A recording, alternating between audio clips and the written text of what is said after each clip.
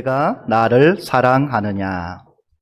예수님 오늘 우리들에게 물어보시는 질문입니다. 내가 나를 사랑하느냐? 이 질문에 오늘 여러분이 돌아가시면서 믿음의 고백을 하시기를 바라겠습니다. 아무리 사이가 가까웠던 친구나 가족이더라도 한번 관계가 깨어지면 다시 예전으로 돌아가지 못하고 원수나 또는 남남처럼 지내기도 합니다. 그래서 사람과 사람 사이의 관계 회복은 대단히 중요합니다. 사랑하던 사람이 미워 보이기 시작하면 하나에서 10가지 모든 것이 다 미워 보입니다. 심지어 밥을 잘 먹는 모습까지도 미워 보인다고 합니다. 그러나 그 마음이 회복되어져서 다시 사랑을 회복하면 이 사소한 것 하나까지도, 심지어 이 침 흘리는 모습까지도 또 예뻐 보인다고 이야기를 하기도 합니다. 어찌 보면 기독교의 역사를 한마디로 얘기하라라고 말하면 기독교 역사는 치유와 회복의 역사라고 이야기할 수 있습니다. 에덴 동산에서 아담과 하와의 범죄에서 생겼던 관계 단절을 예수 그리스도의 십자가 사건으로 인해서 다시 하나님과 우리와 관계 회복을 이루고 있는 것입니다. 예수님께서 이 땅에 오셔서 복음을 가르치시고 증거하시고 또 수많은 병자들을 고치신 것도 다 어찌 보면 치유와 회복을 허락하시기 위한 방법이라고 이야기할 수 있습니다. 누가복음 15장에 보면 우리가 잘 알고 있는 이 탕자의 비유가 나옵니다. 둘째 아들이 아버지에게 아버지 나에게 돌아올 유산을 미리 달라고 해서 유산을 저가 분배받아 먼 나라에 가서 허랑방탕하며 다 탕진합니다. 마침 그 나라에 이제 흉년이 들어서 먹을 것이 없게 됩니다. 이 둘째 아들은 어쩔 수 없이 이 돼지 치는 집에 가서 돼지를 치면서 돼지가 먹는 지엽 열매로 이 음식을 채우지만 그것조차도 주인이 허락하지 않습니다. 이 둘째 아들은 거기에서 아버지를 생각하게 됩니다. 그리고 아버지에게로 저가 돌아가기로 결정합니다. 돌아갈 때 그의 마음이 무엇이었죠? 이제 나는 아버지의 아들이 아니라 집의 품꾼, 집의 종으로서 돌아가겠다라고 생각하고 집으로 돌아갑니다. 집에 서서히 가까이 오자 거지의 몰골로 돌아오는 둘째 아들을 아버지는 기쁨으로 맞아주고 끌어 안아주고 입을 맞추며 죽었다고 생각했던 나의 아들이 돌아왔다라고 말하면서 잔치를 베풉니다. 거지가 되어 돌아온 아들에게 아버지는 왜 유산을 미리 달라고 했느냐? 그 수많은 유산을 어디에다 허비하고 왔느냐? 그렇게 큰 소리 치며 나갔으면 성공해서 돌아와야지. 거지 몰골로 왜 왔느냐고 꾸중하거나 책망하지 않으셨습니다. 그저 품에 안아주시고 아들로 맞아주시고 있는 것입니다. 이것이 아버지의 사랑이자 바로 우리 각자를 향한 하나님 아버지의 마음이라는 것을 우리들에게 보여주고 있는 것입니다. 이런 하나님 아버지의 마음을 오늘 또 보여주는 본문이 오늘 본문의 사건입니다. 3번이나 예수님을 부인하고 저주했던 베드로를 찾아간 예수님은 어떻게 하셨습니까? 얼마나 베드로에게 하고 싶은 말과 행동이 많았겠습니까? 베드로와 제자의 연을 끊고 다시 내가 너를 보지 않겠다고 하셨나요? 베드로의 멱살을 잡고 야 이 배신자야 하면서 베드로를 꾸짖었나요? 오히려 따뜻한 조반을 차려주고 있습니다. 예수님 주위에 모여서 예수님 앞에 모여서 예수님께서 차려주신 조반을 먹는 이 제자들의 마음은 어땠을까요? 예수님을 위해서라면 죽기까지 따르겠다라고 큰 소리 쳤던 사람들이었습니다.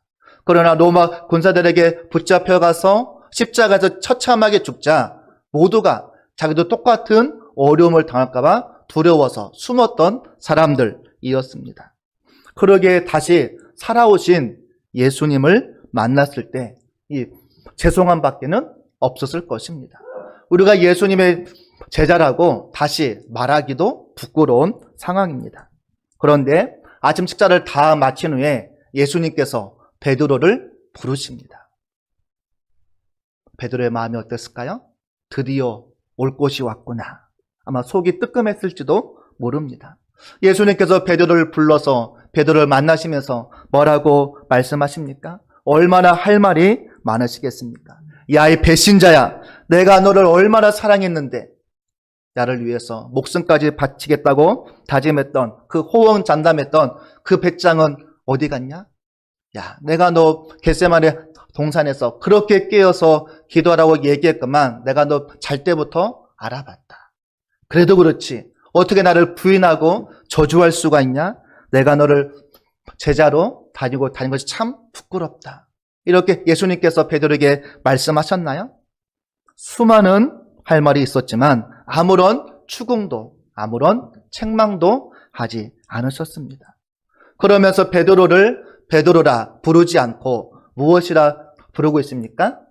요한의 아들 시몬아라고 부르고 있습니다. 시몬아. 이 이름은 언제 불렸던 이름인가요? 예수님과 베드로가 처음 만났을 때 불렀던 이름이었습니다. 내가 널 처음 만날 때 불렀던 그 이름을 불러주면서 첫 부름과 첫 결단을 했을 그때를 베드로에게 회상시키면서 다시 그때의 신앙, 그때의 결단, 그때의 각오를 회복하라는 의미가 아마 그 이름 가운데 담겨져 있을 것입니다. 그리고 오직 한 가지 질문, 내가 나를 사랑하느냐? 이 말을 묻고 있습니다. 예수님의 질문 속에서 우리가 놓치지 말아야 될 메시지가 있습니다. 바로 신앙의 현재성이라는 말입니다. 신앙의 현재성. 과거는 과거일 뿐입니다. 지나간 일에 대해서 예수님은 묻지도 않으시고 책망도 않으십니다. 사람은 다 누구나 실수도 하고 실패도 합니다. 바른 은혜를 까먹기도 하고 불순종으로 나아가기도 합니다.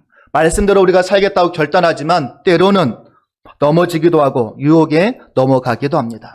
그러나 예수님은 베드로에게 과거에 내가 나를 많이 사랑했었지, 과거를 물어보는 것이 아니라 현재 지금의 상태를 물어보고 있는 것입니다. 베드로야, 지금 이 자리에서 내가 나를 사랑하느냐?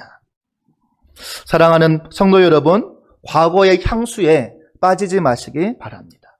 내가 과거에는 새벽 예배를 얼마나 많이 했는지 알아? 내가 과거에는 성경을 얼마나 많이 읽고 헌금을 얼마나 많이 하고 전도를 얼마나 많이 하고 내가 교회 일이라면 내 것을 다 제쳐놓고 내가 헌신했던 사람이야. 과거의 자랑에 파묻혀 살아가는 사람이 있습니다. 물론 과거에 열심으로 헌신하고 봉사한 거 중요합니다. 과거의 그 신앙의 밑그림이 현재의 나를 만든 원동력이 될 수도 있습니다. 그러나 과거의 신앙보다 더 중요한 것은 현재의 나의 신앙인 것입니다. 현재 여러분의 신앙은 어떻습니까? 지난 코로나 2년 동안 여러분의 신앙은 어떠했습니까? 자의반, 타의반으로 게을러지고 연약해지고 무기력해 있지는 않으셨나요? 신앙이란 무엇일까? 한마디로 얘기한다면 신앙이란 now and here. 지금 여기에. 신앙은 오늘이 중요하다는 이야기입니다. 내가 지금 이 자리에서 예수님을 사랑하는지, 과거에 내가 많은 사랑을 베푼 것도 중요하지만 내가 지금 예수님을 사랑하는지 생각해 보시기 바랍니다.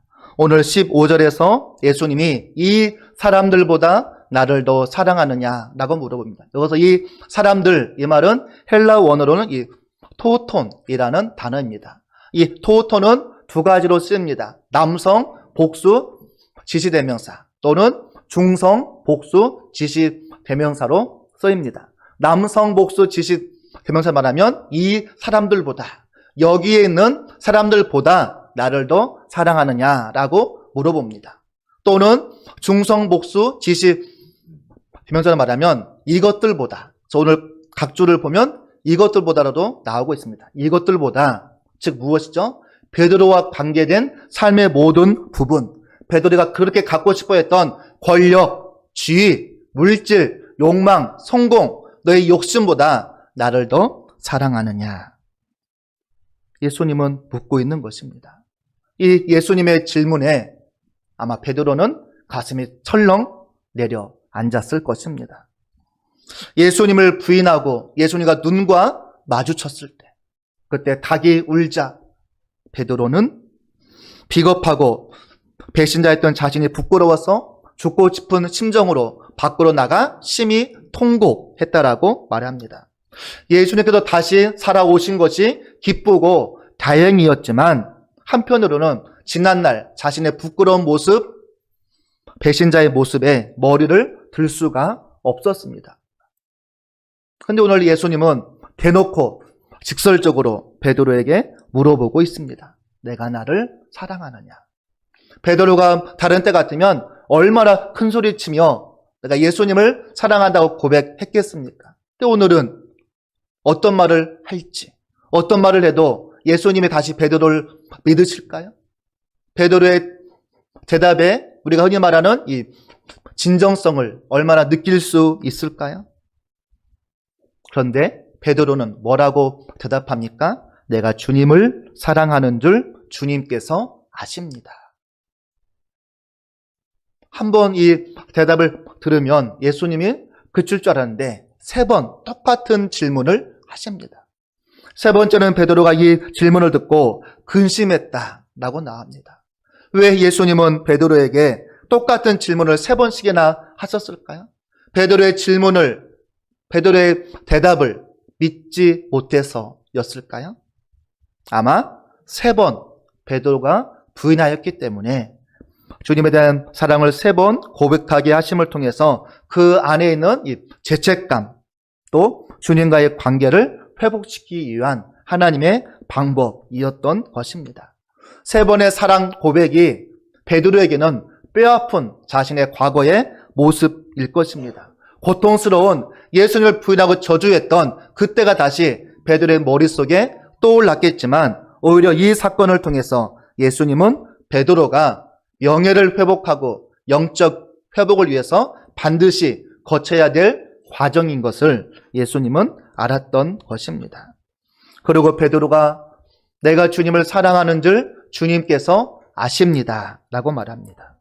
이 고백을 통해서 베드로의 추락된 명예, 추락된 자존심, 추락된 이 자존감을 회복시켜주고 있는 것입니다. 예수님은 이미 베드로를 사랑하셨기 때문에 주신 회복의 기회입니다. 예수님 이미 베드로를 용서하셨기 때문에 주신 회복의 기회가 되고 있는 것입니다.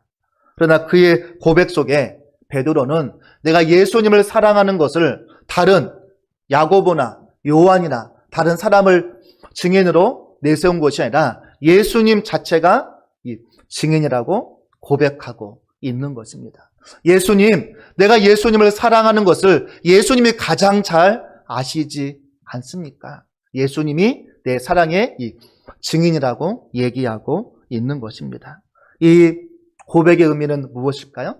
예수님, 제가 전에는 예수님을 부인했지만 지금 내 고백은 추후에 거짓이나 추후에 속임수가 없는 진실한 나의 고백임을 베드로가 보여주고 있는 것입니다. 사랑하는 성도 여러분, 예수님은 오늘 또 우리에게 물어봅니다. 내가 지금 여기에서 나를 사랑하느냐? 이 질문에 여러분은 어떻게 대답하시겠습니까? 우리가 예수님 앞에서 내 마음을 감추고 내 마음을 포장할 수 있을까요? 우리가 사람들 앞에서는 나의 마음을 포장하고 내 본심을 감추고 위장할 수 있지만 우리의 중심을 보시는 하나님 앞에서는 만천하에 벌거벗은 것처럼 드러날 수밖에 없는 것입니다. 내가 나를 사랑하느냐? 이 질문은 베드로의 부인과 실패에 대한 치유와 회복의 기회를 주고 있는 것입니다. 동시에 다시 베드로가 신앙을 회복하고 다시 믿음을 성장시키기 위한 하나님께서 기회를 주고 있는 것입니다. 베드로의 답변을 들을 때마다 예수님은 어떻게 하셨나요? 내 어린 양을 먹이라. 내 양을 치라. 내 양을 먹이라. 베드로에게 사명을 그때마다 허락하고 있는 것입니다. 이제 예수님은 얼마 뒤면 자기의 양들을 누구한테 맡기고 떠날 때가 다가옵니다. 자기의 사랑하는 양들을 누구에게 맡길까? 예수님 바로 이 베드로에게 자기가 사랑하는 양들을 맡기고 있는 것입니다.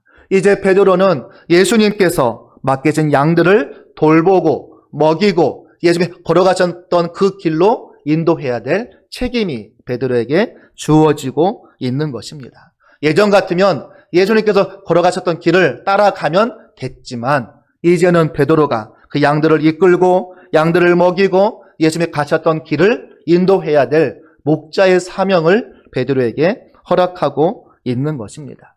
번번이 실패했던, 번번이 큰소리 쳤던 어찌 보면 미성숙한 제자 베드로가 다시 스스로 설 수 있도록, 스스로 회복할 수 있도록 예수님은 회복의 기회를 주고 있고 성장의 기회를 주고 있고 은혜 회복의 기회를 베드로에게 주고 있는 것입니다. 이제 베드로가 사랑만 받던 자리에서 이제는 자기가 그리스도의 양을 먹이고 돌보고 책임지는 일꾼으로 성장할 것을 예수님이 요청하고 있는 것입니다. 그 요청이 오늘 말씀 18절에 나옵니다. 우리 한번 18절을 같이 한번 읽어보겠습니다. 자, 시작. 내가 진실로 진실로 내게 이르노니 내가 젊어서는 스스로 띠뛰고 원하는 곳으로 다녔거니와 늙어서는 내 팔을 벌리리니 남이 내게 띠띠우고 원하지 아니하는 곳으로 데려가리라.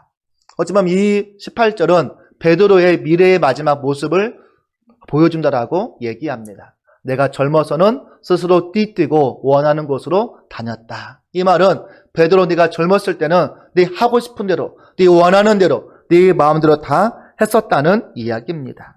그러나 지금은 내가 내 스스로 하고 싶은 대로 하는 것이 아니고 늙어서는 내 팔을 벌리고 남이 너에게 띠를 띄우고 내가 원하지 않는 곳으로 갈 것이라. 즉 예수님의 십자가의 길을 걸어가고 내가 팔을 벌려서 나중에 순교하는 곳으로 나아갈 것이라는 베드로의 미래의 모습을 보여주는 본문입니다.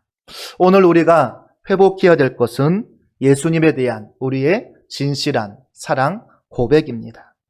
오늘날 한국교회와 우리 성도들이 직면하고 있는 문제 중에 문제는 하나님보다 사랑하는 것이 너무나도 많다는 것입니다. 하나님보다 자녀를 더 사랑합니다. 하나님보다 물질을 더 사랑하고 하나님보다 명예와 지위를 더 사랑합니다. 예수님의 일이 아니라 내 일을 우선시하고 예수님의 비전이 아니라 나의 비전을 우선시하고 예수님의 사역보다 내 사역을 먼저 추구합니다.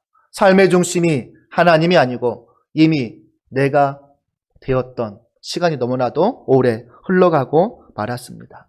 결국에는 하나님께 영광이 아니고 나의 영광이요, 나의 명예를 높이고 내 지위를 높이는 삶을 우리가 살아오지는 않으셨나요?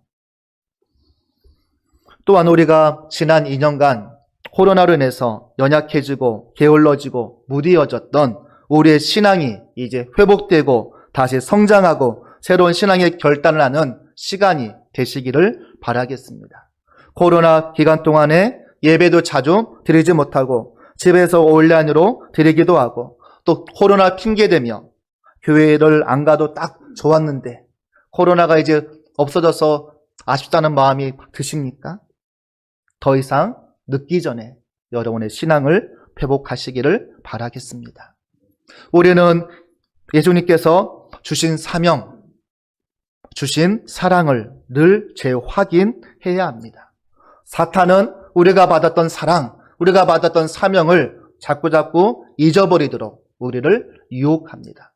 우리의 삶을 바쁘도록 합니다. 그러나 우리가 예수를 처음 믿었을 때 그 다짐했던 믿음, 결단, 고백들을 다시 한번 생각해 보기를 원합니다. 예수님을 부인하고 낙심한 제자들과 베드로를 찾아가서 회복하신 예수님께서 오늘 때로는 좌절하고 때로는 실패하고 때로는 넘어져 고통 가운데 있는 우리를 찾아오십니다. 왜 찾아오실까요? 우리를 사랑하시기 때문입니다. 하나님은 우리를 위해서 그 무엇도 다 포기하셨던 하나님이시기 때문입니다. 사랑으로 우리를 찾아오셔서 다시 우리의 신앙의 회복을 이루시고 다시 하나님의 사람으로 세워서 다시 우리를 세상으로 보내고 있는 것입니다.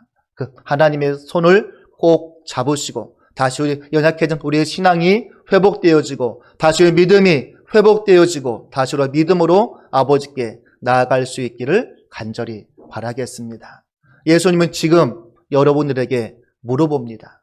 내가 지금 여기에서 나를 사랑하느냐? 여러분은 뭐라고 답변하시겠습니까? 기도하시겠습니다.